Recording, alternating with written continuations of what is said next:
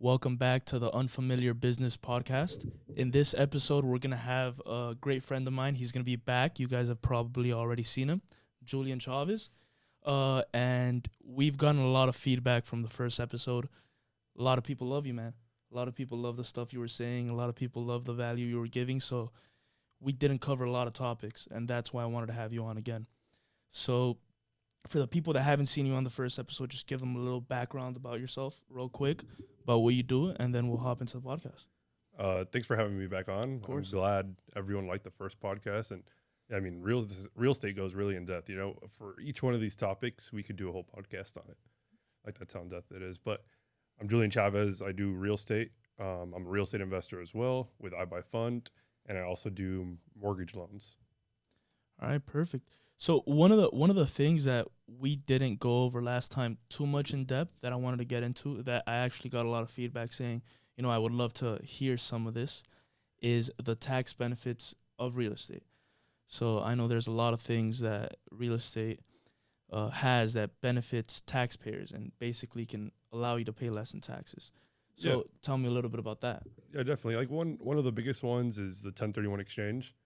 A 1031 exchange is when you sell an investment property and whatever money that you make, well, all the proceeds really from the sale of the investment property go into a 1031 exchange account, which is usually held like an underwriter or something. And you have 45 days after that to locate a property and 180 days to close on it.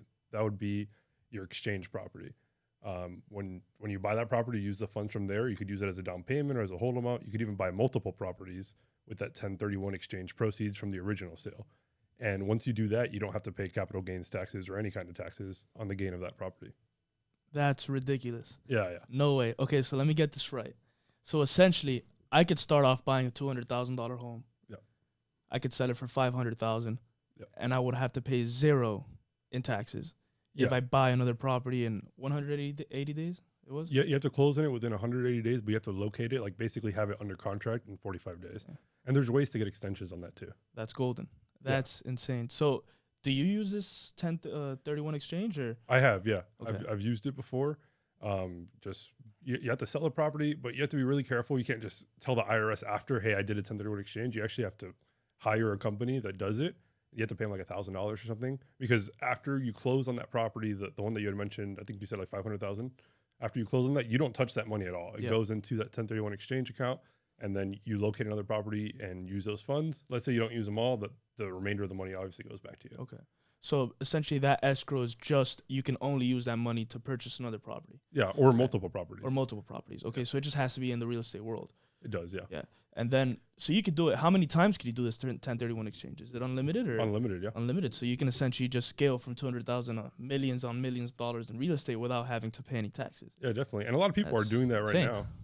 Yeah. Because like the prices have appreciated like crazy on investment properties, and maybe they could use that equity, and before they only had one investment property, now they could use that equity and buy two investment properties and not have to pay taxes on it. Yeah. So you just compound your growth and property. That's beautiful. Yeah. And you just keep going. Yeah.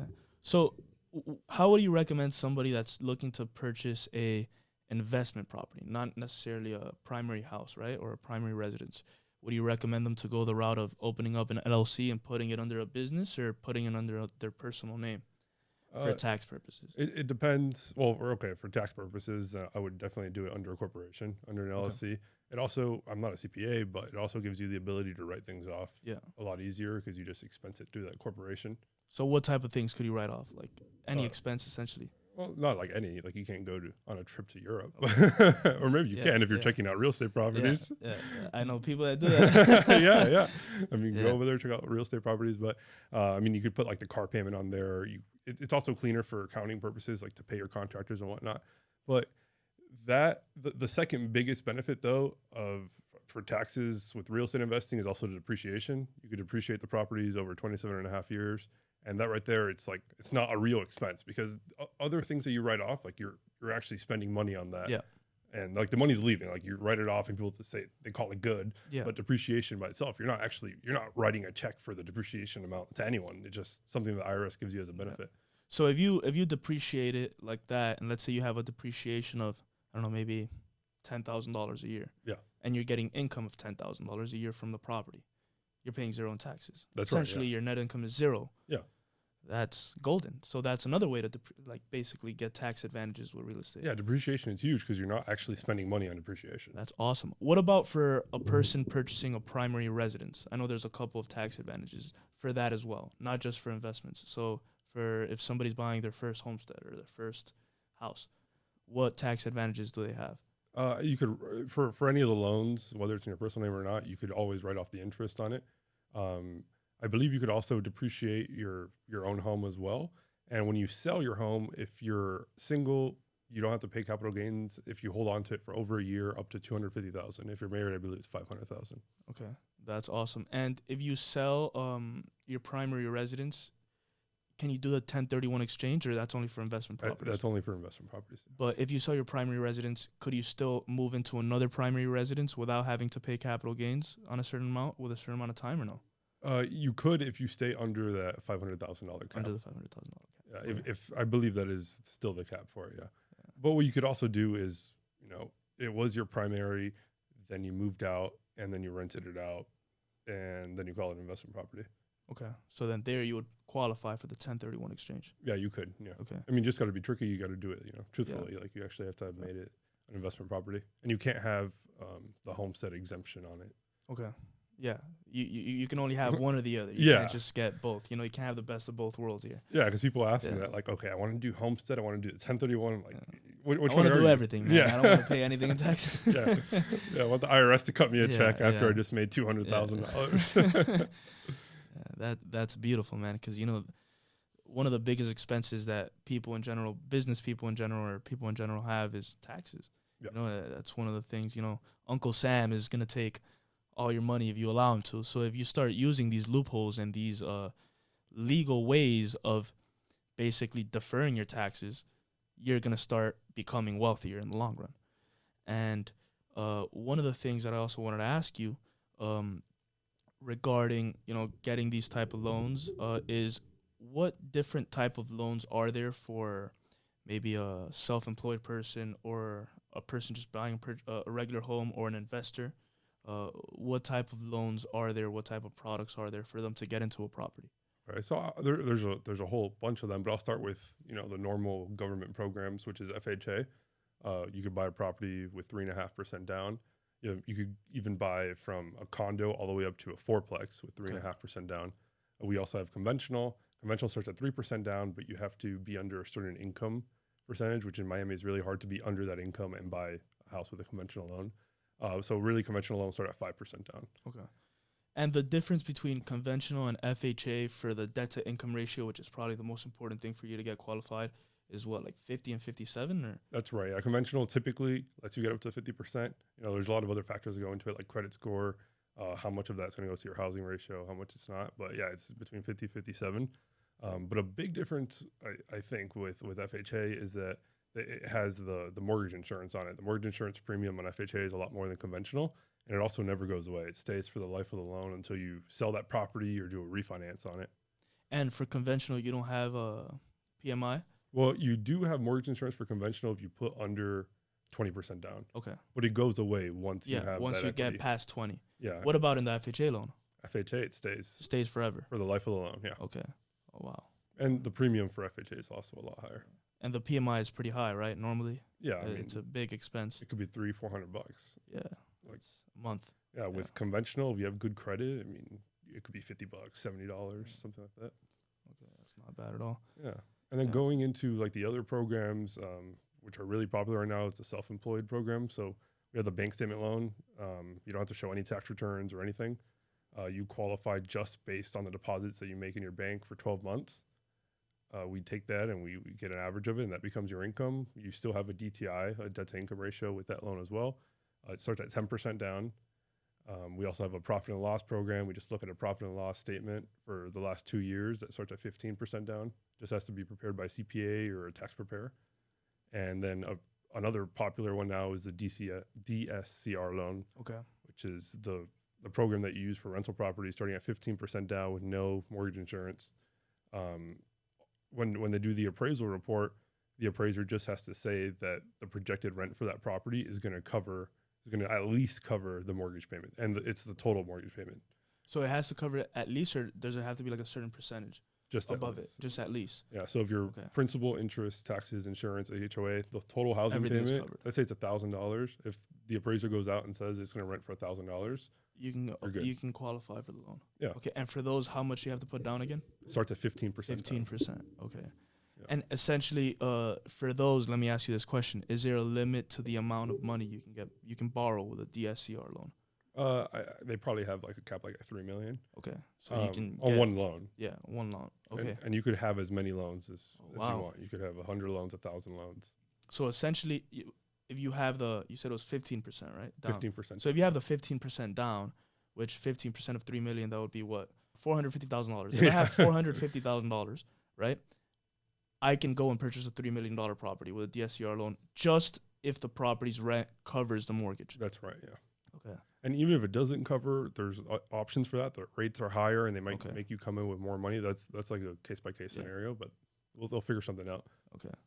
So this is this is one way that people actually make a lot of money in real estate, and one way I've seen it, and it's using these loans to leverage their investments to get a way higher return. Because in the example I just said, if you put $450,000 down to buy a $3 million property, and it cash flows or it breaks even, let's say it just breaks even and you're not making anything in cash, but now that property goes up 5% in the next year, right? That 5% is how much of 3 million? That would be what? $150,000. Yep. Yeah. So in 1 year you made $150,000, but you only put $450,000 down. So even though it's 5% of the 3 million, you're actually making 150 of 450. Yep. So that's what, 33% return instead of 5%. So you're right. making a way higher return on your actual cash. That's your cash on cash return. Yeah, definitely. A lot of people forget about that with real estate, that it's really not about how much the property itself went up. It's about how much more money you're making. Yeah. I mean, like in simpler terms, like let's say you bought a house for $100,000, they came in with 20% down. So $20,000 down, and the property went up to $150,000, which isn't that big of a swing, especially looking in the last few years. You know, you just went from putting down 20, now you have 50,000 in equity. So you more than what you even put in. You more than doubled your money. Yeah. Using that's leverage. Ridiculous. And that's happening a lot nowadays. Definitely especially happens with all the prices time. just going up. Yeah. So that's the reason that the most millionaires are made in real estate. Yeah. That's the reason for that. Yeah, but I really think the best way to do it is with leverage, because the thing is, like, let's say you would have bought that $100,000 property in cash, it would have to go up to $200,000 for you to have doubled your money. For you to make the same return percentage wise. Yeah, percentage wise, yeah. Okay. The other thing is, though, in times where the market crashes, that's where you can kind of get, fucked in a way, right? Because you can essentially get into a property. Let's say you use a conventional loan and you only put 5% down, right? On a property that's $100K, right? So you put $5,000 down, purchase this $100,000 property, and now let's say the market just crashes by 20%. Yep. So now that property is worth $80,000, and you owe more than the equity that you have in that property, right? Because now you owe $95,000 and the property is worth $80,000. Right. No, like I see where you're going with that. But the thing is, I really think even in times like, let's say the real estate market does crash, I still think you're better off being levered than not, because if not, you're losing your own cash. Yeah. I'd rather lose the bank's cash, I mean, not saying that I'm going to default on it, but I think you'll be good regardless, if you could hold on to it for a few years. Like the average recession lasts like a year or something. I think it's 18 months. I can't remember what the exact date is. I mean, you just got to be able to weather the storm and get through it. I mean, hopefully you haven't rented, or hopefully you have the same job. But also, I mean, if people bought the property a couple of years ago with these low rates at 3% or something, I mean, they're still probably, their payment's probably cheaper than it would be even at that lower value with the higher new interest rates. Okay, I could see that. Yeah, 100%. And yeah, as long as you can weather the storm, it's a long-term game, right? Everything that happens in the short term is insignificant, right? You can essentially lose money in the short term. As long as you can weather the storm, hold on to these properties, that's why the most important thing is the cash flow, right? Yeah. You're cash flowing. You don't have to worry about property decreasing in value or not. Yeah. You can hold it on for as long as you want. And in the long term, it's going to go up. It's actually, I think that's some benefits of real estate is that like there's nowhere you could go and see like the real value of the property. Yeah. You know, like when you log in, like let's say it's like stocks, you log into E-Trade. Yeah. You see that you had $10,000 in Apple, now you only have 7,000. It makes it a lot easier to just click the button and put sell. Yeah. You know, to sell real estate, like, it's a lot harder. It's less liquid. yeah, you got to call a realtor, you got to list it. Maybe it sells, maybe it doesn't. You could be trying to sell it for 6 months. Yeah. One thing I do want to talk about though that we didn't talk about last time on the last episode is 2008 and what happened there, because we see a lot more bubbles in the stock market or in other liquid assets, but in 2008 that's something that we saw in real estate, and it was a big market crash that happened. And what do you think? Do you think 2008? Before we even get into this, do you think 2008 will happen again in the real estate market? No, definitely not. Definitely not. How come? I mean, the biggest difference between now and 2008 is supply. There was an insane amount of supply back then. Also, banks were doing crazy loans. I mean, bro, honestly, all the time, I always tell people, I wish I was working during the times of 2008. Well, not 2008, but leading up to 2008, because shit, those people were giving loans to anyone. Anything that had a social security number. Yeah, they were giving a loan to. So if you're smart, you know, you're making money in those days. Yeah, there's a lot of people that made a lot of money in 2008. Yeah, like and mortgage loan originators, we're not lending our own money, so we're lending someone else's money and making a commission off of it. But back then they had the ninja loans, which I'm sure you've heard of. Yeah.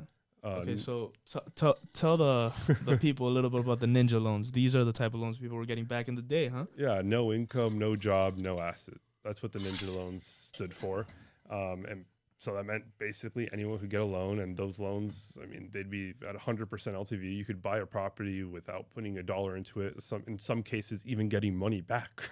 Wow. So the bank was lending you money for the property and then cutting you a check after. That's crazy. How do the banks get to the point of giving a loan? Like, you have to be a little bit dumb to give a loan to a person that has no income, no job, and no assets. Like, how are they going to pay you back? Yep. Makes no sense whatsoever. Because everyone's banking on the appreciation. They were all speculating on the market. They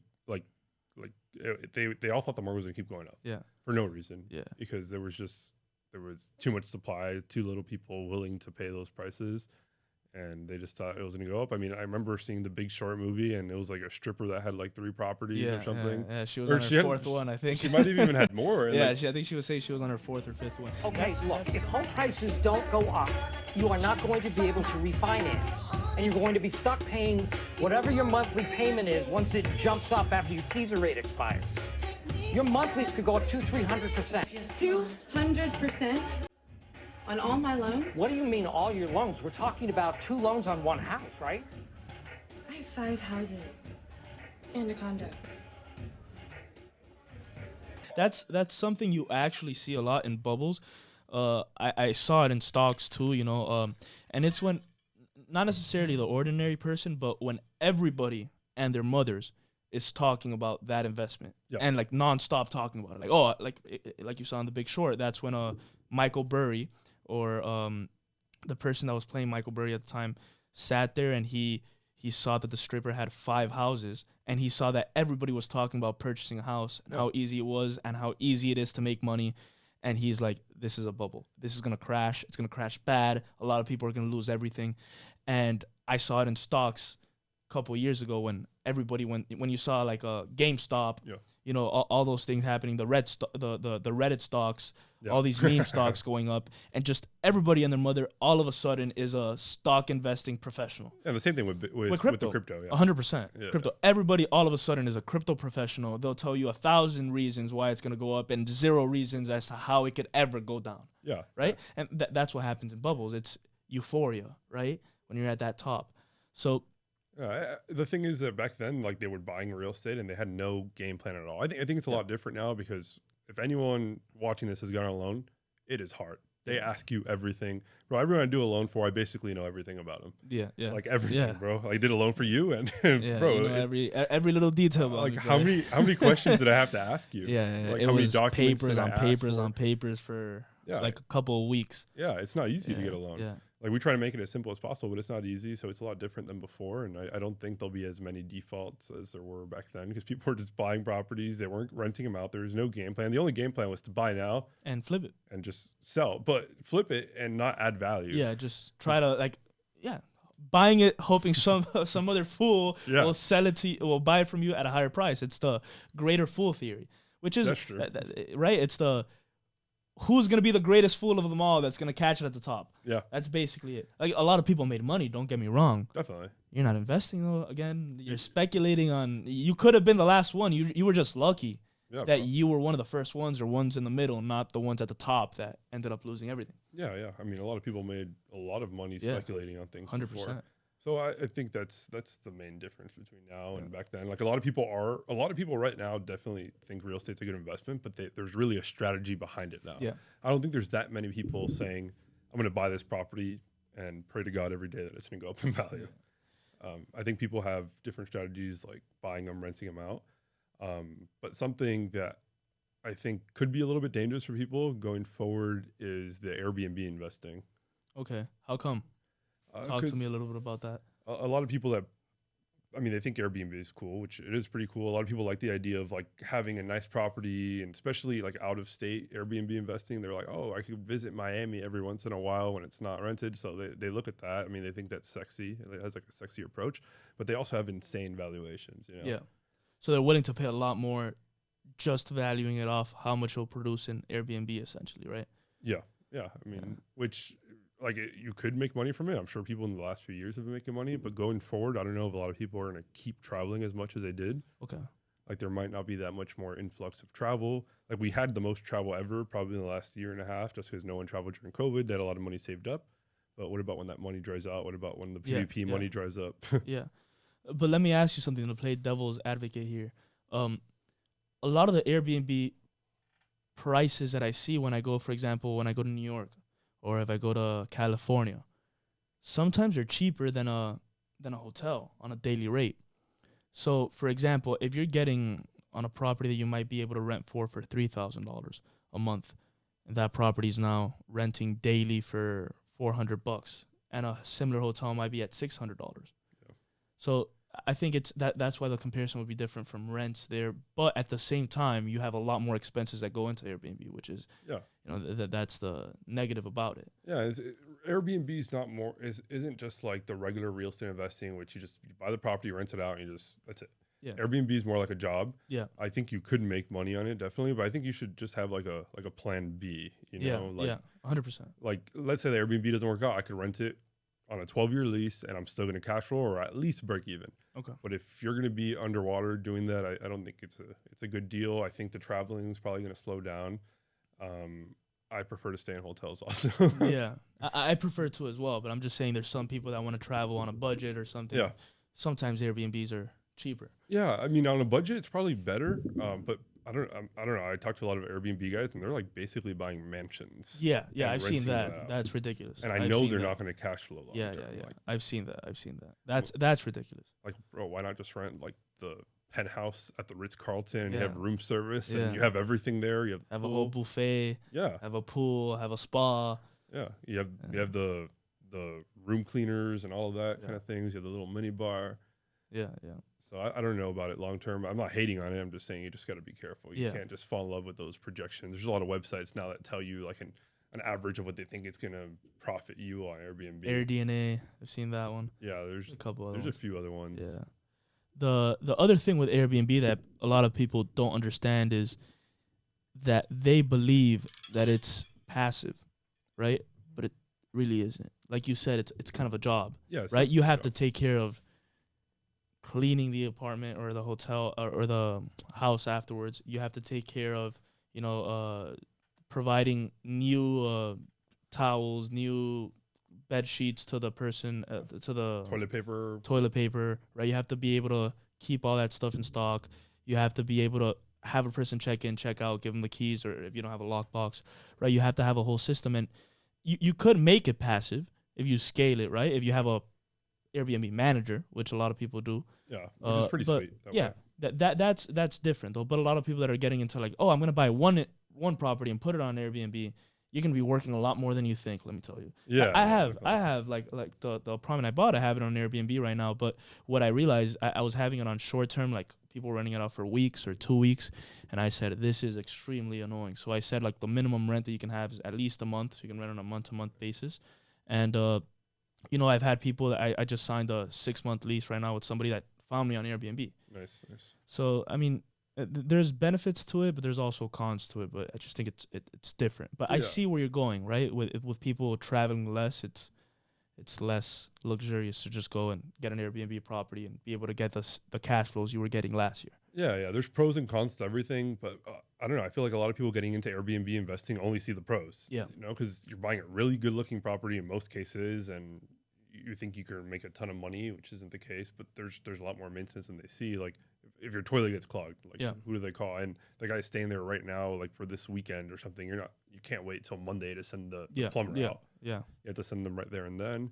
And then also for Airbnbs, for condos, I'm really opposed to it just because the condo associations could change their governing laws at any point. Yeah. Like you could have bought that condo with the hopes and dreams of Airbnb it. The day you close on it, they say no more Airbnbs here, no more short-term rentals. Yeah. So you're at their mercy. And we've seen that a lot, right? In the happened. beach, it's happened in Miami Beach. It's happened downtown a lot, where people bought these apartments or these condos at crazy valuations just because they had the hope of renting it on Airbnb, and then all of a sudden, 4 months later, no more Airbnb allowed. Yep. Now what? You can rent it out for maybe 60% of what you were getting on Airbnb, and now you're negative a couple $100 a month Negative in cash flow. thousands sometimes. Negative thousands sometimes, yeah.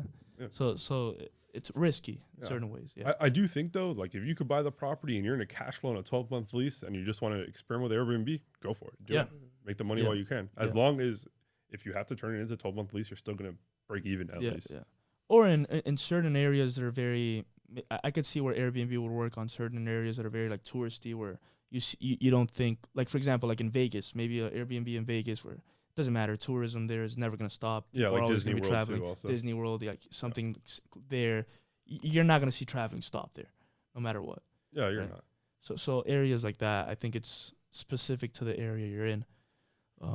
I don't know. I just have always thought I like hotels better. You know, get the rewards. Yeah, I like hotels better, 100%. I like staying in hotels better. But for big groups also. Yeah, it's big good. groups. Yeah, if you're gonna get I would rather get a cabin if I'm gonna go like to ski or snowboard, Colorado with a big group. Yeah, then I'd rather get an Airbnb on a big cabin. Yeah. Cabin, we all go together instead of all of us getting separate rooms in a hotel, right? Yeah.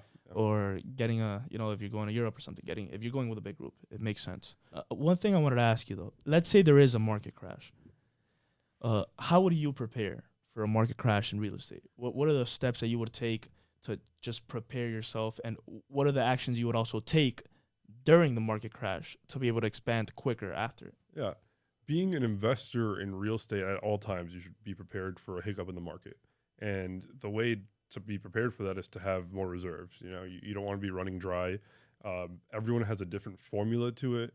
A good number, I think, is probably having at least 3 months worth of mortgages and reserves, more or less, depending on how many properties you have, right? Because there's not ever, if you have 100 properties, there's never going to be a month that none of your 100 tenants pay you. Yeah. So preparing for that, it's just really just having more money. And also having more money is going to be good for you in a market crash because you're able to buy more properties. Yeah. As of recently, really, a few people have told me like, oh, I'm waiting for the recession to buy.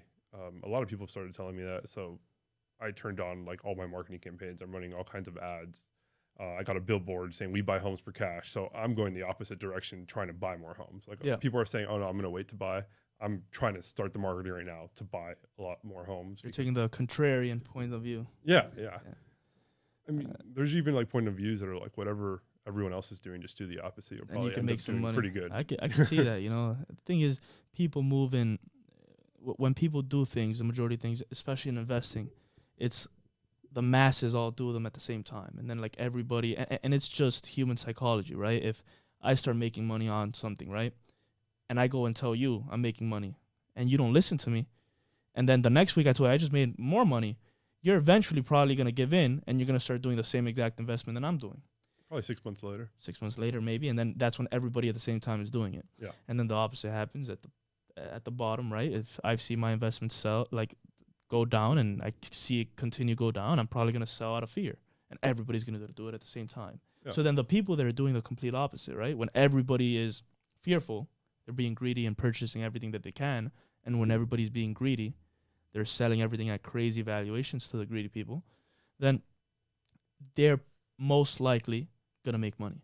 There's a saying that Ray Dalio says also that says you don't have to be with the crowd, but when you go against the crowd, you have to be right, though. And what that means also is, you know, like there's certain times that the crowd is right, which can happen, but the majority of the time you'll make money just going against the crowd, whatever the crowd's doing. I think so. I think it's a cool theory. Yeah. Yeah. So yeah, I think it's always a good time to buy real estate. I really don't even think the market's going to crash. I just thought about it like, oh, less people are interested in buying because they think something that's going to happen. I don't think that's true. There's a lot of institutional investors that own properties. I think I don't know if this stat's real or not, but I think Blackstone owns like 7% of all houses. Yeah, I don't know if crazy. you've seen that. I saw in an article, I don't remember exactly if it was 1 in every 6 that's what it was. or 7, that 1 in every 6 houses today, single family homes, which before were not asset classes, are being purchased by institutional investors. Okay, that's what ridiculous. the stat was. Yeah. Yeah, I mean, those people Crazy. are not going to default on their mortgages. Yeah. And on top of that, there's people like me, there's people a lot bigger than me also 100%. that have the pre-foreclosure list, and we're attacking them every day. Like, I don't call them and say, hey, you're losing your home, sell it to me, but I'm making them offers every day. So before they even hit foreclosure, before they even hit the market again after the bank takes it back, someone else is probably going to come and buy it. Yeah. Because people look at real estate a lot differently now than they did back in 2008. Like, everyone wants to own real estate because they see it goes up, they see it cash flows. And not only that, I mean, with the rates going up, and I think rents will even keep getting more expensive because less people could afford to buy. A lot more people are getting squeezed out by their landlords. A lot of their money is going into a landlord's pocket, not into their own pocket. So they don't have enough money to put even the 3.5% down payment. Yeah. I saw the rents are crazy right now, man. You Absolutely. saw I sent you I saw an article here that said Miami, like the last month, it went up even more in rents. I'm like, how much more is this going to continue going up? It's crazy. And people are asking for people that had like 12-month leases at $3,500 are all of a sudden getting their tenants telling them, you know, I can't give you this property for $3,500. If you want to renew the lease, you're going to have to pay $5,000 now. Yeah. All of a sudden, they're going to have to pay $1,500 more, or they're going to have to move out of the condo or wherever they're at. Yeah, it's not going to be ridiculous. cheaper anywhere else unless they're going to downgrade significantly. Exactly. You know? Like maybe leave Miami. Yeah, that's crazy. Or go to find a suburb or go to, you know, somewhere on the outskirts. Yeah, I really think, though, if the best move to make for yourself is to buy. Yeah. You know, like a situation I run into a lot is like a young client, they might still even live at home with their parents. You know, they have good money saved up. Let's call it $40,000 saved up. With that amount of money, you could buy a property. You know, let's say the property's $400,000, you're putting 10% down there. Yeah, 10%. Yeah, that's 10%. But let's say you only put 5% down, which is a good down payment. You're only coming in with $20,000. But instead they say, no, the rates are high, the prices are high. They rent for a year. They're renting a property for $3,000 a month. Yeah. 12 months go by, they just lost that. They paid the landlord $36,000. Not only that, they have these new living expenses. You know, they have to pay for their car, their food, their electric, everything, things they didn't even calculate before.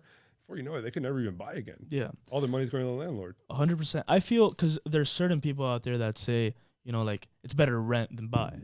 But when I see these people say this, I'm like, for you, it's better to rent than buy because you're filthy rich. Yeah. Like you're filthy rich that it doesn't hurt you, right? Grant Cardone always says that exactly, shit. Like Grant Cardone, or I've seen other people saying like, you know, like if you're buying a house, you're stuck in this place and you're this and you're that, and now you have to pay this maintenance on this property, you have to pay all these expenses, and it's a lot more than what you think. It's better to actually rent than buy. That's completely wrong for the majority of people. For filthy rich people, yes, it gives you mobility, right? I can rent here if I want to move to California next month, or if I want to travel, I don't have to be stuck paying a mortgage, but I have the ability and money to do that. Yeah. It's not like, bro, the people that say that, these super rich guys, bro, I guarantee you they're paying their landlords like $50,000 a month for these places. At least $50,000 a month for these mansions. Like, it's a different scenario. But I really think for like the average person or most people, it's better to buy. It's better to buy. Like with that scenario right there, it's really sad. But bro, those people, like, let's say they didn't have kids before, maybe now they have kids. It's harder to catch up and to save up and put that money away. So I really think it's about buying now.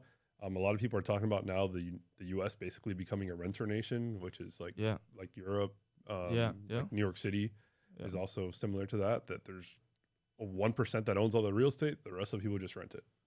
That would be good for you, though. That would be good for me. That's Yeah. what I'm trying to do. But I'm not selfish. I'm trying to help everyone do that. Yeah. It's the best way. And another thing you also have to take into account is when you get a mortgage, you're either getting it normally for 30 years, 15 years sometimes. That mortgage payment is staying the same for 15, 30 years. Yeah. Right? When you're renting, rents are going to continue going up.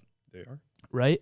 And another thing you also have to take into account with inflation is that debt, inflation benefits that debt, right? That interest, that if you're paying a fixed interest on that payment every single year, essentially that interest is worth less and less and less as the years go by because of inflation. Inflation benefits people that have loans and use loans, right? So it's just for the average person, it's beneficial to purchase a house and live in the house. You have so many benefits. You have the appreciation on the home, which we talked about, right? Which is the way that the majority of people become real millionaires. You have the fixed price that you're paying monthly, and you have that fixed price that you're also paying monthly is not just disappearing. Part of it is going to your principal, which is just adding to your net worth and your assets. It is, yeah. Yeah, definitely. You could also customize it as you please. You know, it feels at home. It makes you feel at home. I really think it's a no-brainer for people that if they're in between, if they can qualify to purchase the property, I think it's a no-brainer. Yeah. Purchase the property, don't rent, because all your money's going to go to the landlord. You know, the rents right now are higher than mortgages. Before, it used to be the opposite. So before it was a harder sale, but now rents are literally higher than if you were to buy that same property with the mortgage with 5% down even. Yeah, it's crazy. It's insane. Yeah. Would you say that the majority of people don't purchase a house because they don't think that they can, because they don't know all the ways that they can, all the type of loans that they can get, right? Because I feel a lot of people don't, like, they have the money to purchase a house, but they just don't know that they can, right? They think, like, a lot of people will think that they might have to put more down. They don't have the ability to put 3.5 or 5% down. Yeah, a lot of people think that they have to buy a house with 20% down, which is I'm trying to tell everyone that you could do 3.5% down, 5% down. If you're in a rural area, you could do 0% down, which is a USDA loan. Yeah. So there's options for everyone. But yeah, I think you're right. A lot of people don't know about it, but they should know. They should look into the numbers behind it. I mean, the thing is, a lot of people are also in their ears, like their mom and dad telling them, "Oh, that property now for $500,000. When I bought here in 1998, it was only $100,000." You know. Yeah. And so there's also like 4 times more money than 1998 today out of the money supply. Yeah, like a lot of people got like their first job and their starting salary is like $80,000. Their parents' starting salary was probably $30,000. Yeah, it was different, and also you can't compare. And like the rates and stuff, they talk about the rates and how the rates were so cheap. But my opinion is that the rates were fictitiously low before. Like the rates are still cheap historically. Yeah, right now they are. Yeah. Like the thing is, we're used to seeing these rates that we saw for the last 8 years. But before that, there was times rates were 7%, 6%, even at times 20%, right? Yeah, back in the day. Yeah. Back in the day. So I think historically the rates were like 6%. Historically, like in the U.S. I think it's a little bit higher. Yeah. A little bit higher. Yeah, so what, I think 7? it's like 7, 8. Yeah. 7, 8. Okay, yeah. So you see, we're at what, like 5, 6 right now? Yeah, we're in the 5s and 6s. Yeah. 5s and 6s. So we're still low compared historically, right? Yeah, that's right. Yeah, we are still low. And like, let's say in your mind you think they could go cheaper, just do a refinance. You know, do a rate in term refinance. Change your rate. Costs you nothing to do a rate in term refinance if you're lowering the rate. If you could also cash out money as well. Yeah. Let me. This is one thing I actually wanted to get into, and it's In the stock world, it happens a lot. In the business world, it happens a lot. And it's, for example, Jeff Bezos, Elon Musk, Mark Zuckerberg, they have their entire net worth in the stocks that they own, right? In the stocks that they founded. So, for example, Jeff Bezos in Amazon, 99% of his net worth is in Amazon. Elon Musk in Tesla and SpaceX. Mark Zuckerberg in Facebook. And one of the ways that they avoid paying taxes legally is they never sell their stock. They never sell these businesses, because if they do, they have to pay capital gains in it. We don't have the benefit in the business world or in stocks to get a 1031 exchange, right? To just sell a stock and buy another one and not have to pay capital gains. So what these people actually do to be able to use those stocks to purchase whatever they want, if they want to purchase a new yacht, I don't know if you saw Jeff Bezos was building this like $500 million yacht. It's ridiculous. So crazy. So what they do is they get loans that are backed by their stocks. Yeah. These are called security-backed line of credits. So it makes a lot of sense, right? If you're getting a security-backed line of credit, you're getting a very low interest rate, and you can use it to purchase whatever you want. And all you have to do is pay the interest of it monthly. So they do this, and as their stocks continue to go up in the long run, they just pay off their loans back, and they continue getting it like that, and they never have to pay taxes. They always defer it. So in real estate, I know there's maybe talk to me about some of those tactics, maybe like a line of credit. So the most common way to do that in real estate, let's talk about it with like an investment property. Let's say you bought the property for $100,000. Now it's worth $500,000. You could do what's called a cash out refinance on it. So they give you 80%, sometimes even up to 85% of what the property is worth, and you get a new loan for that amount. It pays off your old loan, and then you get a new loan for that amount. That's a great way to get some of the money back for your real estate without having to sell the asset itself. You just got to pay the new loan. You got to make sure it cash flows. For your primary home, you could do what's called the HELOC, which is a home equity line of credit, which is basically like a credit card against your property. Usually goes up to 80% loan to value ratio on that as well. That's crazy. That's awesome. So when you get the HELOC, if you get like a line of credit, for example, or I don't know if you could do it with a cash refi. I don't think you could do it with a cash refi. But for the HELOC, for example, that interest that you're having to pay is just another expense that you could also write off. Yeah. So you could use that money for everything. You don't have to pay taxes on the money you take out, and then you can write the interest off in your taxes as well. Yeah. So that's beautiful. Yeah. Going back to that, like I had a property, probably one of the best deals I've ever done, which was a triplex that we bought for $145,000. We had to put like $10,000 of work in it. The rents before it was 2 units were rented for $650. The front unit was rented for $850. We got that property, we rented it out, ended up renting it out total for $2,500. And then like a year later, we got it reappraised. It appraised for $215,000. What? And yeah, bro, that's crazy. And we pulled out 80% of that to pay off our first loan, and we cashed out money. Yeah. The rates at that time worked out, so the payment stayed about the same. And then I called my accountant. I'm like, hey, I got this loan for this amount. Do I have to pay taxes on it? Because I just made this amount of money. He was like, no, you don't. Because it's a loan. Yeah, you just took debt out about it. You just take the debt out, and that was it. You didn't have to sell the property. You don't have to pay taxes on it. My mind was just it's crazy. It's shook because you can use that money to you could use that money to buy anything you want. So you can go out and buy a Ferrari with that money or whatever car you want or whatever you want to buy with it. But you could also use that money that you take out in debt to purchase a new property and just continue compounding and growing your things. And now you could do it with that property. You could also get a HELOC if it appraises, if it appreciates, right? So you can continue doing that, and that's what the rich do.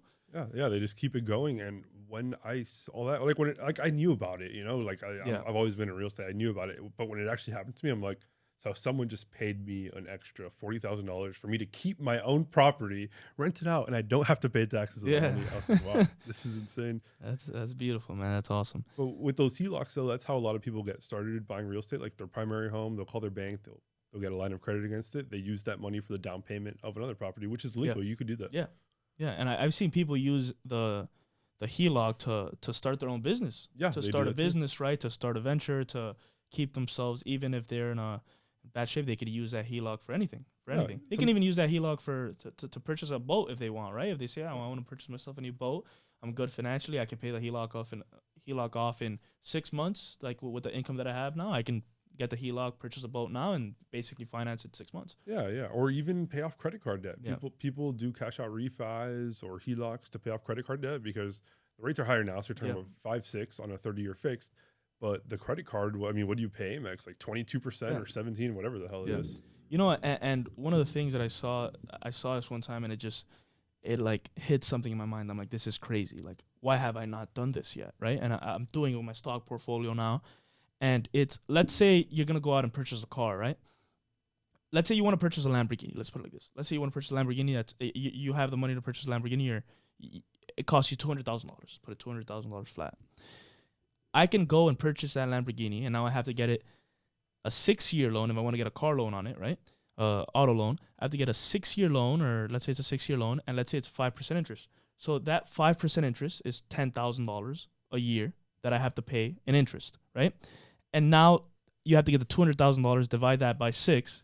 I have to pay an extra $33,333 in principal plus $10,000 a year. So $43,333. Now you got to divide that by 12, and your monthly payment is going to be $3,611 for that $200,000 car that I have to pay, right? If I were to if I have a big stock portfolio of $1 million and I want to take $200,000 out of that portfolio, right? Without selling the shares, obviously. Without selling the shares, just get a Borrowing. securities-backed line of credit on those stocks. This is what I have to do. I take out the $200,000 and I would just have to pay the same 5% or probably even lower, because sometimes the auto loans have higher interest rates than actually getting a HELOC or a security back. The interest rate might be lower, but let's keep it at 5%. So that 5% would be $10,000. So 10,000 divided by 12, I would only have to pay $833 a month compared to $3,000 something in interest, and I don't have to pay the principal back ever if I don't want to. Yeah. As long as my stocks don't crash, right, and go down that I'm forced to pay, I could keep it like that, and I don't have to pay the interest back. Like, there's no like set time frame. Is there like a maximum loan to value ratio on that? Yeah, in stocks it depends on the brokerage, but you can get up to, normally it's up to I think 70%. Okay. Some people go up to 70%, but I would recommend anybody don't go above 30%. Keep it low if you're gonna do this strategy. The majority of times with stocks, you do have to have a higher amount in equity in stocks. So, for example, you have to have at least, I think the lowest that I've seen, don't quote me on this, I might be wrong, but the lowest I've seen is like $50,000 or $25,000 you have to have at least in stocks to be able to take something out. But the majority of brokerages are at least like $200,000, $100,000 to even take anything out. That's kind of like a hack if you think about Yeah, it. Like, let's a say hack. you opened up a brokerage account, you just parked $50,000 in there and bought like, I don't know, something that doesn't move. Yeah. Like the S&P That's something that's super stable. Yeah, that's what I'm saying. You can buy Walmart stock that basically has a beta lower than 1, which that means that it moves less. Like if the S&P 500 moves down 5%, Walmart will move down 3%. So it's less volatile than the S&P 500 in total, right? You can buy stocks like that are very volatile. And this is the crazy thing. This is a hack. You can get a stock that has a dividend that has that the dividend is higher than the interest rate today. You can take out $200,000, let's say, or whatever the loan to value is. You take that money out, and the dividend covers your interest payment. So now you're just taking that out. You don't have to pay absolutely anything, and you can get that Lamborghini for free. In that case, that is wild. Yeah, that's what I'm saying. Like so. That is wild. And I mean, you're borrowing the money. Can you write that? Like, can you? You can write it. Yeah, you write off the interest 100%. The same way that you write it off in a HELOC, you write it off in a security-backed line of credit. You write off the interest. It's ridiculous. It's ridiculous. Once I learned that, I'm like, it changed my life. I'm like, what am I doing? That is like, crazy. How am I like? I already have a good amount there. I'm probably going to take out a security-backed line of credit. I'm not going to go buy a Lamborghini or a Ferrari with it, but I'm going to go buy another property with it, or I'm going to buy another business. I've been buying. I just closed a deal last week on a private business. I just bought a private business. I'm under contract for another one. And I could use that stock money. My portfolio right now is not that volatile. I can use it to go purchase another business, and I don't have to sell any of my stocks. So it's crazy. And now that business is producing me more cash flow. Yeah. I could use that cash flow to pay back the loan and do it all over again. Rinse and repeat. That's interesting. What's the difference for that kind of loan and like using margin? Okay, 100% different. Why? A margin loan is it's a loan that you get directly from your brokerage in that account to purchase stock. You can only use that margin to purchase liquid assets that the brokerage sells. So, for example, stocks or bonds or options, you could use that margin for that, right? But you can get a margin call. And there's a certain amount of margin you can borrow. And what happens is once you use that margin to purchase that, it leverages up your investment, which it gives you these levels that the investment, the brokerage themselves, they can essentially give you a margin call. They could sell all your securities at once, right? Which I don't recommend using margin to anybody. With a security-backed line of credit, right, I could use that money for anything outside of stocks. It doesn't just have to be in that portfolio. I take that 20% out, right? And I can use that to buy a house, buy a car, anything, absolutely anything. That is wild. And it's a lot less riskier than the margin because all I have to pay is the interest. And if the stocks crash, I'm not using them to buy stocks. So this is why. Can you use them to buy stocks? Can you use those proceeds to buy stocks if you really wanted to? I guess you could put in another brokerage account, or you can, because it wouldn't make sense if you put them back into the same brokerage account. I mean, I'm pretty sure that could be illegal. I don't even know where I'm getting at here, but it could be not allowed by the brokerages. But if you put it back into that brokerage account, you're essentially paying back your loan, so it doesn't make sense. But if you get that 20% out and you put it into another brokerage account, you're avoiding margin there. What happens with margin is this. This is the risk with margin compared to a security-backed line of credit. Let's say I have $100,000 in my stocks, right? And I take out $50,000 in a security-backed line of credit, right?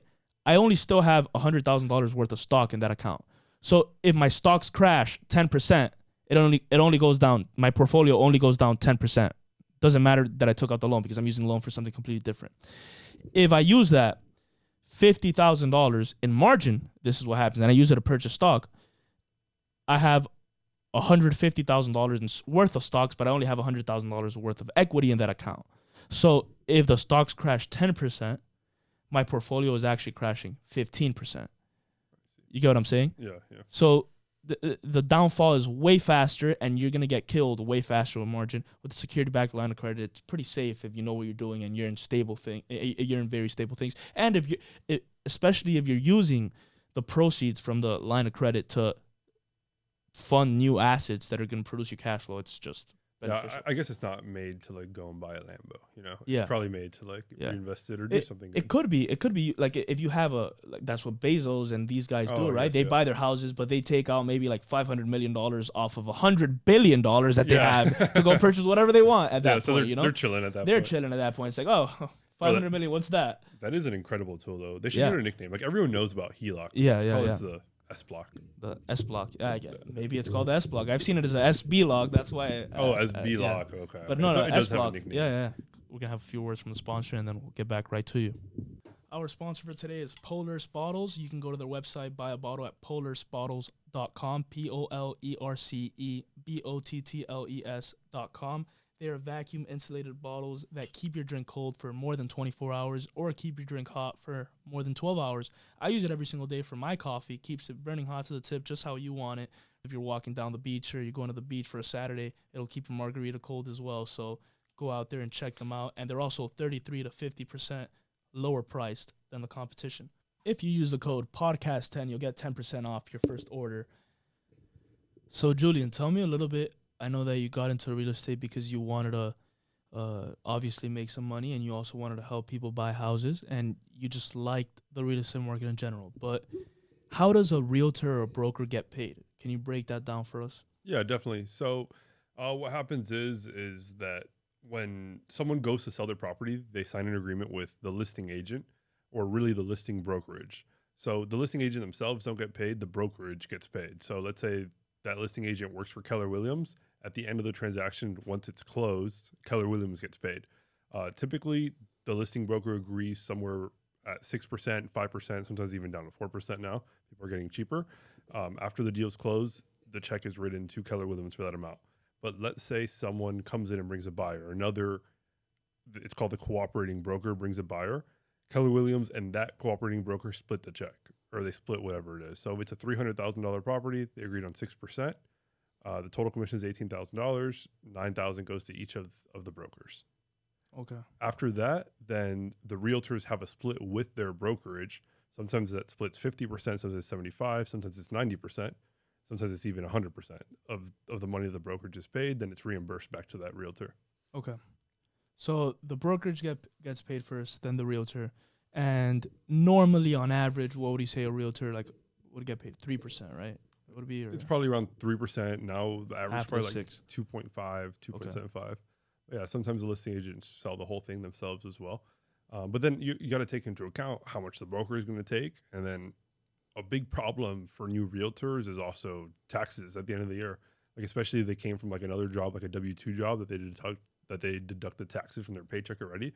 It could be a big surprise. You know, if you sold $100,000 worth of commissions, and at the end of the year, you're like, wow, you got to pay. You're in the 20, what is that, like the 25% bracket or 30% bracket? Yeah. It's a big chunk of money. You got to write to the IRS a check at the end of the year for $30,000. Yeah, you're not on a W-2 there. You have to worry about taxes there. A lot of people get shocked. Yeah.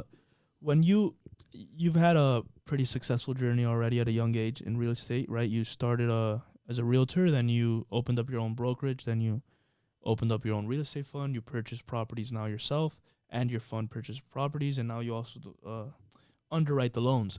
So for a young, ambitious person that wants to get started in real estate, maybe wants to start their route as a realtor and wants to also become a real estate investor, what are some advice or a couple of things that you can tell them so they can get started and maybe skip ahead and become more successful quicker? The first thing I would do is talk to someone around you that is actually in the real estate business, not that just has a realtor license, because everyone in Miami has a realtor license, someone that's actually in the business. See how it works, see if you even like it, because a lot of people they can't go a few months without getting paid. That's just how real estate works, especially when you first start. You might not get you could be working every day from 9 to 5 doing a bunch of hours, and you might not get your first check for 3 months. Yeah. It's just how it works in the real estate business. So I would talk to them, get some advice from them, see if you even like it. After that, let's say you decide that you want to get into real estate, I would just start it already. Like a lot of people say, oh, I'm going to wait till November to get my license, or I'm going to wait till this date to do it. I would say just start it. Start marketing, start talking to everyone ever about real estate. Pick a really good broker, someone that you could trust, someone that answers your call, someone that can give you advice. That's what I tell all the realtors that work with me. Like even if you don't know a question, pretend that you know, and just ask me later, and we'll figure it out later together. Yeah. Okay, and because realtors essentially, you're salespeople, right? We are, yeah. You're selling houses, right? Commission only, yeah. Commission only. So, right, you're getting paid only commission. And so what would you say makes a great realtor, right? What qualities does a great realtor have? When you look for realtors to join your brokerage, because you do have a brokerage, what qualities do you look for? A hustler. A hustler. Just a hustler. Like I think anyone could do real estate. They just have to hustle. You have to get after it. You have to have a thick skin, because a lot of people are going to tell you no, but you just have to go through enough no's to get a yes. Yeah. You got to figure out what that number is. Maybe you go through 10 no's and get one yes. That's a pretty good ratio. Just keep reaching out. I saw this thing really early on in my career that it was like after a certain amount of no's, I get a yes. So I'm excited to hear no, because I know that yes is coming sooner. Yeah. Whether it's, do you want to sell your house? Are you looking to buy a house? Something. So I think real estate, the best quality is to be a hustler. It's not about being smart. It's not about being anything else. It's just about being hardworking and then putting it together after. You have to have, some leadership in it. Talk to your broker, get some advice from him. Like, you can't just be a hustler and do crazy stuff. Yeah. Real estate is really regulated, but it's just about being on your phone at all hours, being willing to work Picking weekends. Up the phone.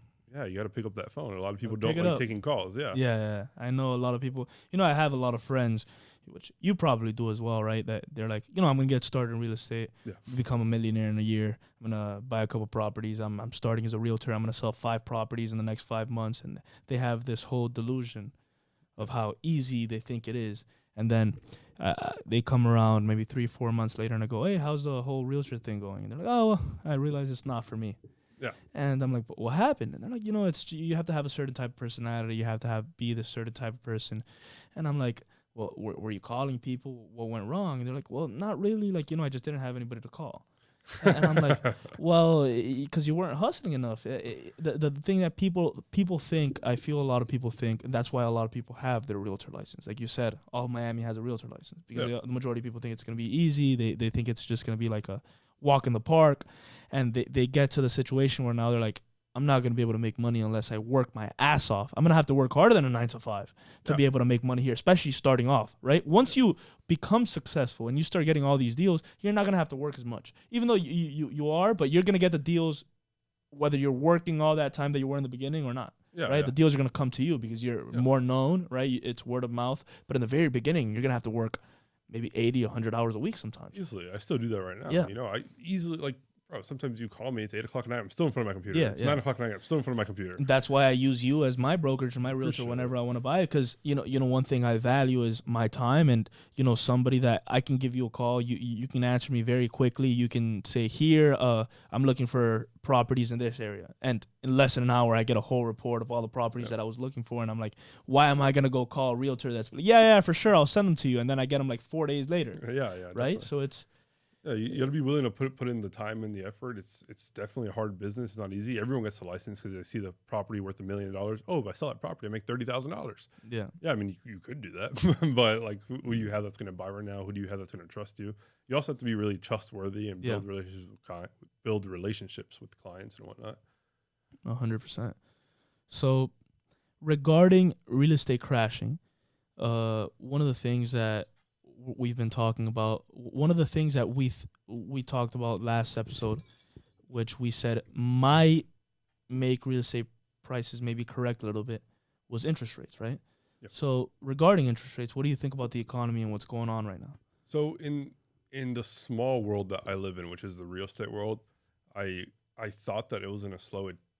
I thought prices were going to come down a little bit. I think prices are coming down, but not values.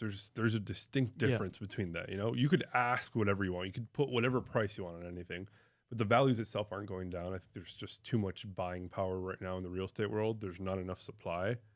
I saw something that said for us to get into some kind of crash, they have to build 3 times the supply. Wow. And they're not. Yeah.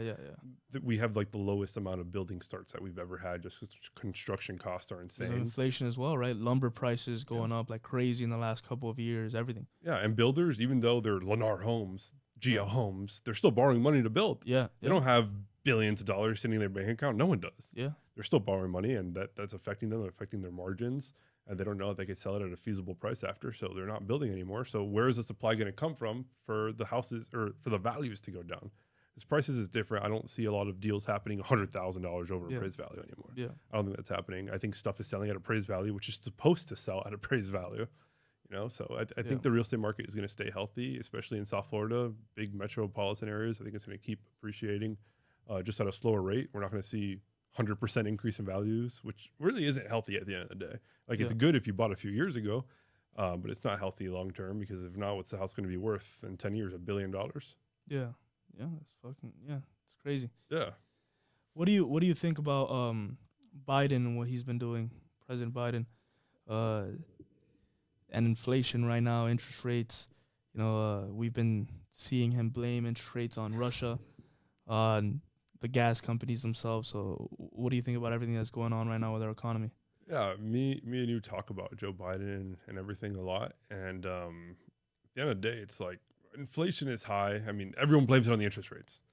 But look at the gas. The gas makes everything else more expensive because you got to transport everything that we're paying for. That's really what's attributing to the real, or not to the real estate, to the inflation. Yeah. You know, if you bring down gas prices, stop blaming it on Putin, open the pipeline, bring down gas prices, everything will get cheaper.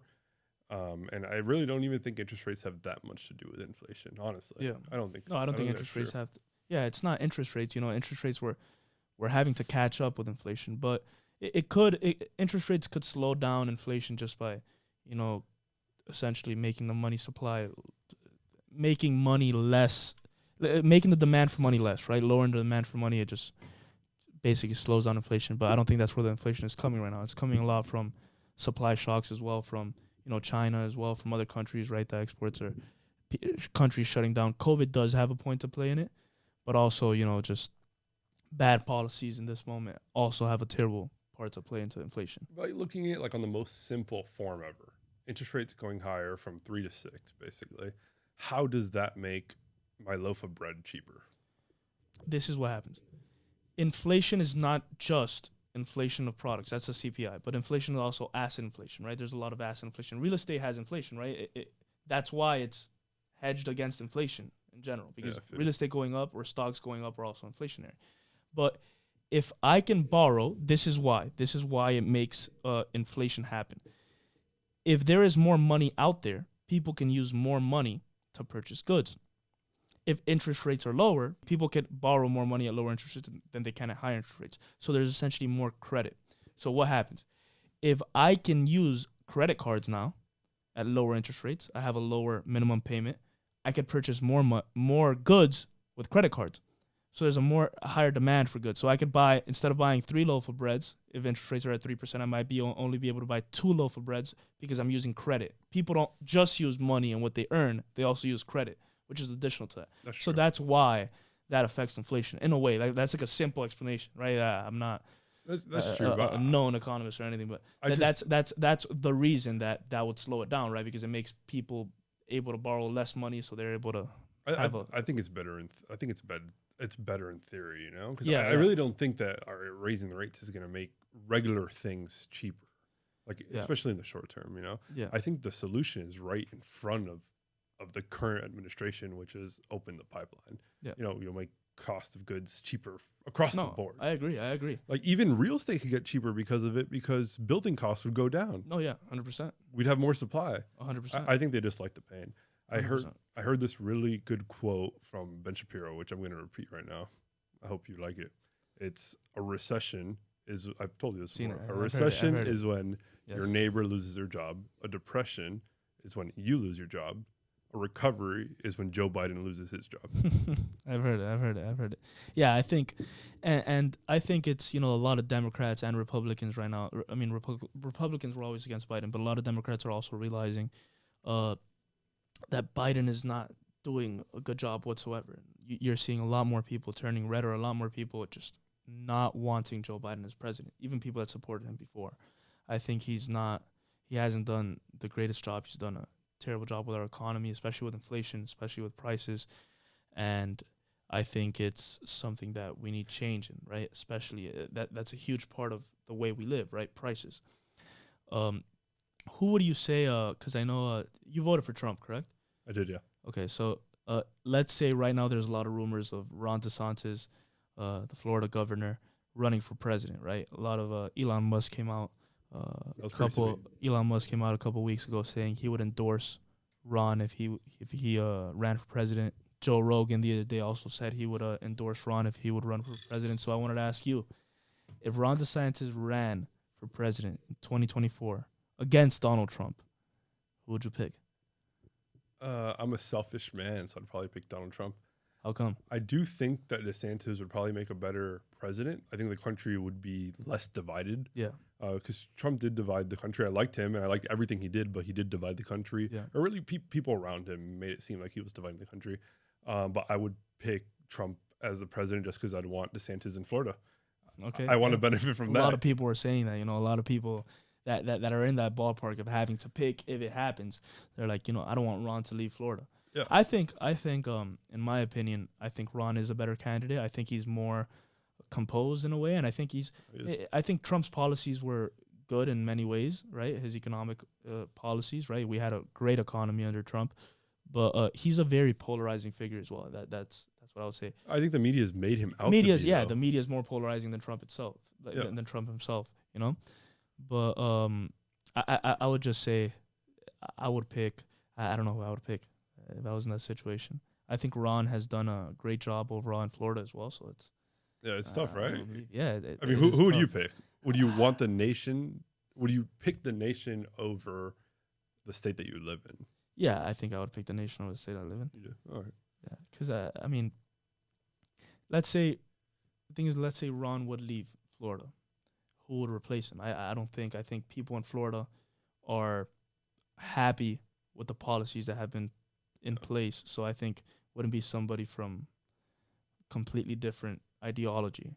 Yeah, I hope not. But I mean, remember when Ron DeSantis won, he won by this much. Yeah, but that was before. His approval rating has just gone up since. You know, he's done a great job. He's kept Florida free. You know, COVID helped him. Yeah, I think it has. And one of the things that, you know, because a lot of people are saying, oh, Ron might not run, right? Like, why would he run against Trump? But the thing that you have to understand in politics is his approval rating right now is extremely high. He's getting the most support from a lot of people. In politics, you don't know when that's going to end. 2 years, everybody could change on you. That's 2 true. years, there could be a scandal. Something could happen. And you saw what happened to the governor in New York. What was his name? Cuomo, right? All of a sudden, he has to resign, and he's been he was the man. He was the man before. Everybody loved him. Now, all of a sudden, like this.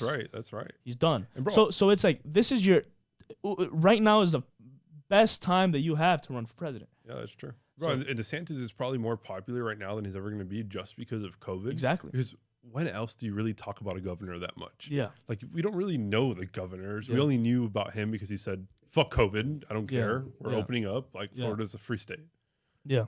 That's exactly why he got famous. So that's why he has that popularity right now. and I think it's his best chance to run. And I think, politically, politics is a dirty game. That's true. I never looked at it like that because I always thought that like, bro, Trump and DeSantis are probably friends. Yeah. Like I've There's no friends in politics. Yeah, they're probably talk though. I thought they would come up with like some kind of agreement, like, oh, if you run, I'm not going to run.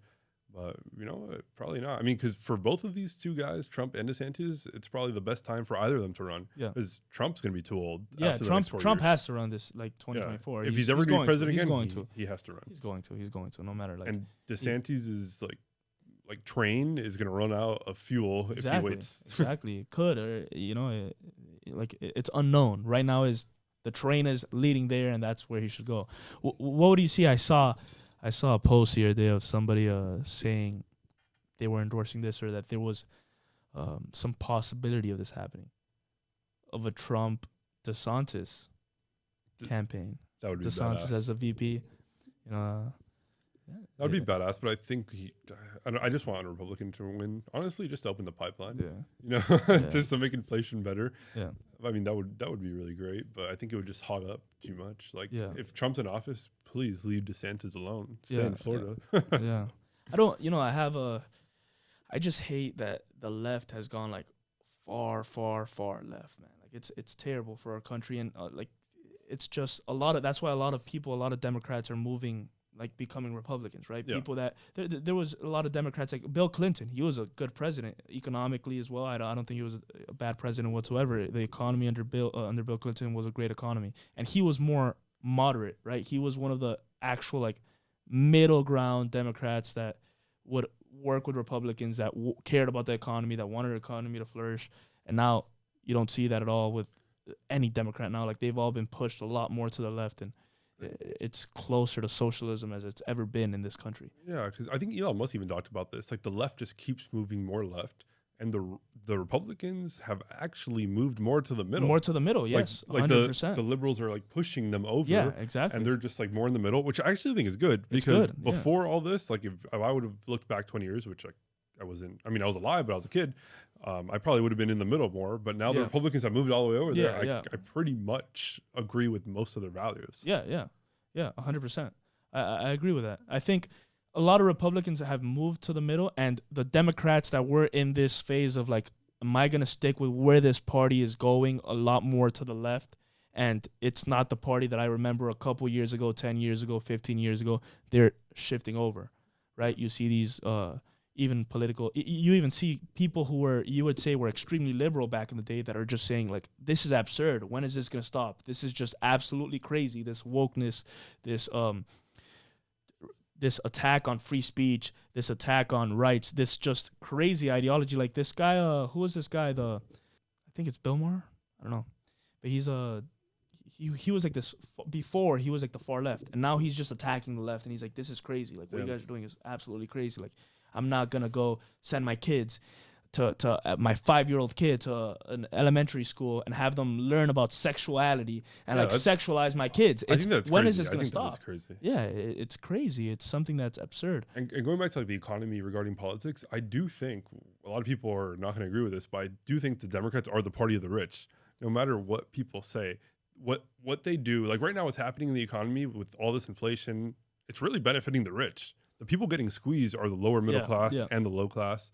Yeah, I think they are the party of the rich, and I think the Republicans are really the party of the middle class because they want the economy as a whole to move forward. Yeah, I think you say economy of the rich, economy of the poor, but like going back to like Milton Friedman, what he used to say, and it's like capitalism, right? A lot of people they look at capitalism and they say, okay, it benefits the rich, kills the poor, right? It's terrible for the poor, but there has never been a system, an economic system in the history of our world that has benefited the poor more than capitalism. Damn. Yeah, that's true. There has never been an economic system in the history of our world that has benefited the poor more than capitalism. Let me explain to you why. Sure, there's going to be inequality in capitalism. People that work harder, people that are smarter, people that gather resources people. And are creative and are able to delegate work and able to create businesses and have ideas, they're going to succeed and they're going to climb up the ladder. But anybody could. A poor person could have an idea. They could be resourceful. They could be hardworking, and they could climb up all the way to the top. Rockefeller, Carnegie, they were born poor, right? A lot of them were born poor. Jeff Bezos was not born rich either, right? All these people and those are just examples of the wealthiest. But how many people started at the bottom and now they're higher upper class or rich in a way, right? And not only that, even the poor people, right? You go to any poor person here in America, and they most likely have a flat screen TV in their room, in their house. They probably have cable, they have internet, they have a smartphone. The majority of poor people here in the United States. Compare that to the majority of the world. That's true. Yeah. They're rich to a lot of countries that are poor countries. The poorest people in the United States are rich. And this is another, the thing is, human psychology is always going to see inequality, right? Like a poor person's, they might have more than 90% of the world outside, but their neighbors, that's what they're going to compare themselves to. And that's why you see that, anger from poor people towards the rich. But I think that is why the U.S. is the best, though. Yeah. Because, I think it's really because we do have a middle class. I think that's why the U.S. is the best. Because you look at other countries, they have an ultra wealthy and then people that are literally living on the streets kind of thing. Yeah, exactly. And then the other thing is, the America, I think it's the best because a lot of people, this is another thing you have to realize. A lot of people say, like, sure, America is a racist country. Like, a lot of people say that argument, America is a huge racist country or systemic racism. There is racism in America. There's racism anywhere, right? Like, anywhere you go, you're going to see racism. And, yeah, it's a problem. I don't think, it's not systemic here at all. And let me explain to you why. Like, you're going to see in corporations, there might be a corporate leader that's a racist. But he's in a capitalist country. That guy is gonna get taken out. Let me explain to you why. If he's racist against a Hispanic, for example, and he doesn't like Hispanics, and he doesn't want to hire a Hispanic that's extremely smart, that Hispanic is gonna go work for his competitor who's not racist, and now he's gonna benefit that company, and that company is gonna perform better because of this guy's ideology. I think capitalism trumps racism. Yeah, it trumps racism. It completely does. It completely does. If you think a business person that's African American, or a business person that's black, or a business person that's Hispanic, a business person that's Japanese, or a business person that's white, they talk to each other. Do you think they're really saying, "Oh, I'm not going to talk to this guy because he's Japanese. I'm not going to do a business deal with this guy because he's Hispanic"? Yeah, the money makes a bigger difference. Exactly, and also the think about it like this: anybody can come to America and become an American. Yeah, anybody can immigrate to this country and become American. You can look any way that you want. You could be any color. You can look any type of way, and you can still become an American. Are you going to tell me if you go to Japan right now and you live over there and you become a citizen, that you're going to be known as a Japanese? Or you go to China, or you go to India, That's true. Or you go to many countries, and you go to Norway, and you're going to go around telling people, yeah, I'm Norwegian. Like, it's yeah, we probably are the least racist. If you look at it like that, yeah, there's countries like in South America where you see a lot more diversity, but we're the most diverse country in the world. By far, yeah, and anyone can make it. Anyone. Like, the highest paid individuals in this country are actually Indian Americans. Damn, I didn't Did you know that? Yeah, they make like over 100K median income. That is like the median income for Indian Americans is like over 100K. And then you start seeing, and it's just a bunch of diverse ethnicities that are just making a lot more money than just the average white person. The thing is that the U.S. doesn't care. I really don't think the capitalist U.S., they don't care what you are. Like, they don't care if you're white, black, Hispanic, anything, Indian. They don't care. They just care about, like, if you have a good idea, they're going to support your company. Your company's going to do good. If you're competent, if you're hardworking, like, you're going to succeed in a capitalist country.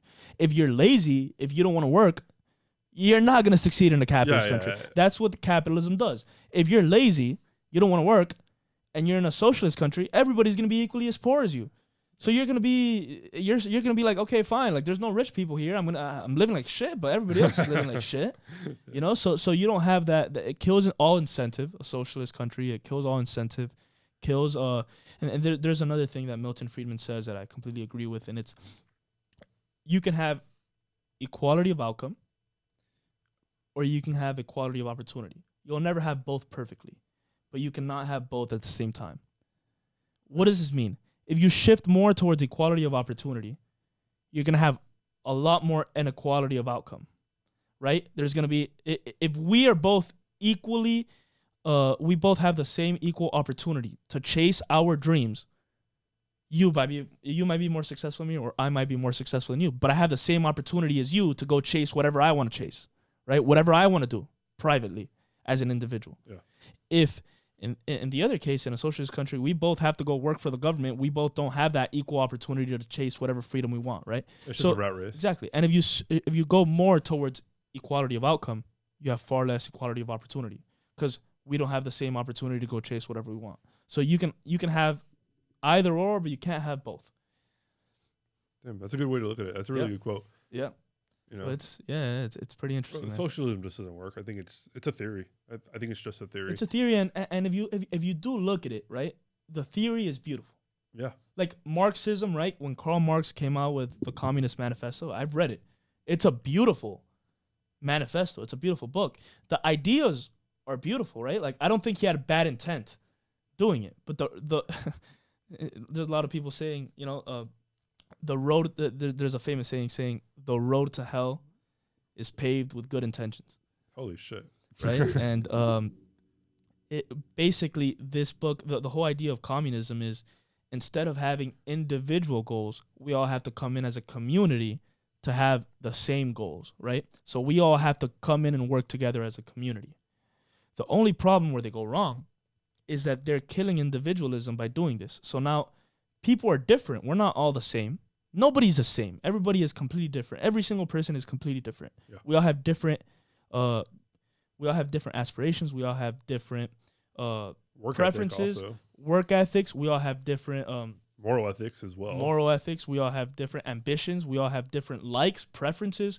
We all different bodies. We all have different athleticisms. We all have different everything. Everything is completely different. So if I'm not free to chase whatever I'm interested in, and now I have to go towards a community goal, which I might not be interested in, how am I going to perform the same as somebody else that's interested in that goal? And what it also does is, it's a beautiful goal, idea as well, right? The whole community works together. But as it kills individualism, it forces people to work together. Individualism allows people to choose to work together. That's right. So that's what capitalism is, right? In capitalism, you see people working together, right? I say, I'm interested in pizzas. You're interested in pizzas. Let's start a pizza business together. Yeah. Let's start a pizza restaurant. Or even like people working for companies as well. Exactly. You know? Like the groups and stuff that you work on. Like one person didn't invent the iPhone. You know, it was a whole team of people working together to make that iPhone. Yeah, exactly. They had the choice to. But they decided to be there, right? They weren't forced to. In a communist country, it's everybody's forced. Yeah. Everybody's forced to work together for the community goal that is made by very few individuals at the top.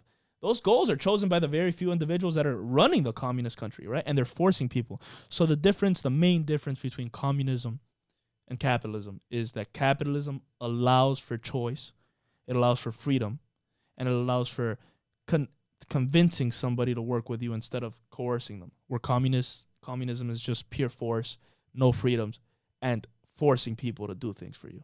Yeah, no, it doesn't work. You could ask the Cubans. You could ask Cubans, Venezuelans. Yeah, like it's like, yeah, you're Cuban, I'm half Venezuelan. So it's, you see that, you know, you see those countries, and you're like, all these socialists in this country that want to turn this country socialist. Why don't you just take a trip to Venezuela? But honestly, go over there. They should really, they really should, because they like in their heads, they probably actually have good intentions. They just intentions. Don't know. That's what I'm saying. Like, they just haven't read any Adam Smith. They haven't read any capitalism either. They've only read the other side.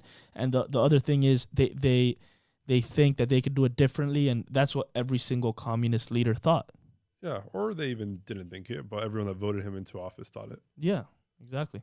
Yeah, you know, like I don't think they have bad intentions at all, and that's the thing, right? Like that's why I don't hate liberals either. That's why I don't hate socialists, because I don't think they have bad intentions. I just think they're just misguided. Know. Exactly. They're uneducated. You know, take a trip to Cuba, see what's up. Take a trip to Cuba. Take a trip to Venezuela. Right? Like, understand the whole underlying of the whole system and what it does. It's never worked, right? And capitalism has worked for every single time that a country has implemented capitalism, their economy has grown and their standard of living has increased. Yeah.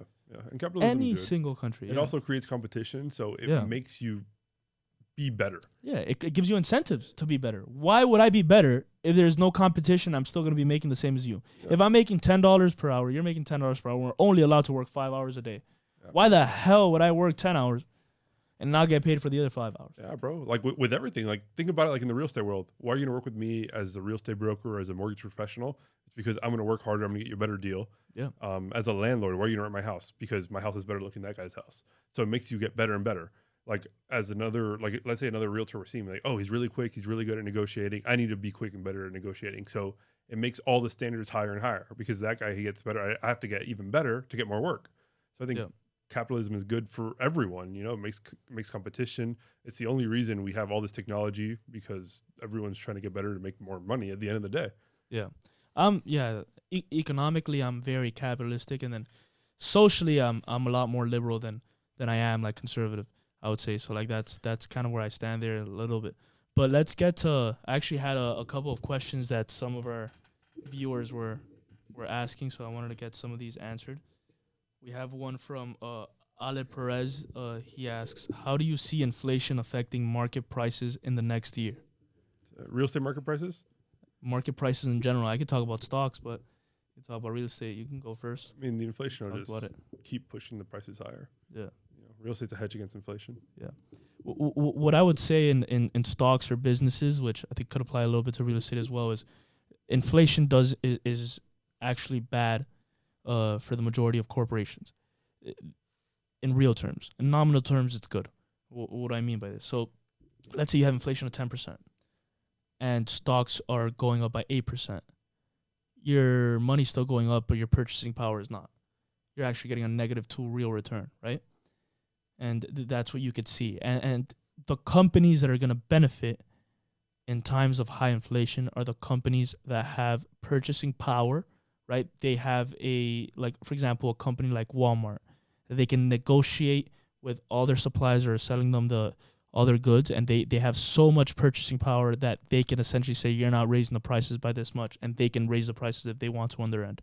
Or companies like, I'll give you an example, like Facebook, that they have the price control to raise their prices, and they have a competitive advantage or a moat where they're essentially, in a way, a monopoly in their own business, that they can raise prices and they're not going to have competitors keeping prices lower, right? Because this is what happens. If you're saying, okay, there's inflation of 10%, so I'm going to raise my prices by 10%.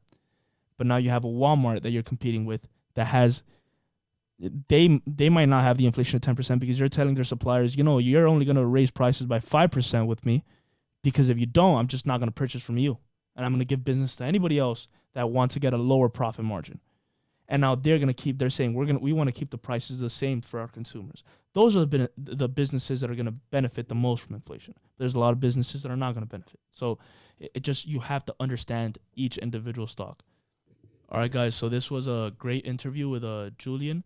It was a pleasure having you here on again. I hope to have you here a couple more times. And we'll see you guys next time. You guys want to say anything else to the viewers? Where they can find you again if they want to ask you a question, or if they want to purchase a home from you here in Florida, where can they locate you, and where can they learn a little bit more about yourself? Yeah, thanks for having me on, man. I really appreciate it. I love being here. My Instagram is Julian Chavez _RE. They could check me out there. They could DM me on there. My number is also on there. All right, for sure. We'll put it somewhere over here. All right, guys. Well, we'll see you at the next episode.